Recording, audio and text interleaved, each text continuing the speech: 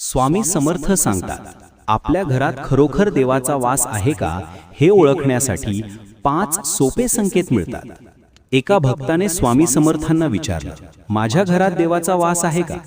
स्वामी महाराज शांतपणे हसले आणि म्हणाले, बाळा, देवाचा अंश घरात आहे की नाही हे या 5 गोष्टींनी कळतं. पहिला संकेत, सद्भावना आणि प्रेम. घरातील माणसांमध्ये जर नेहमी प्रेम, आपुलकी, आदर आणि शांतता असेल तर देवाचा वास नक्कीच तिथे असतो. दुसरा संकेत, सतत नामस्मरण.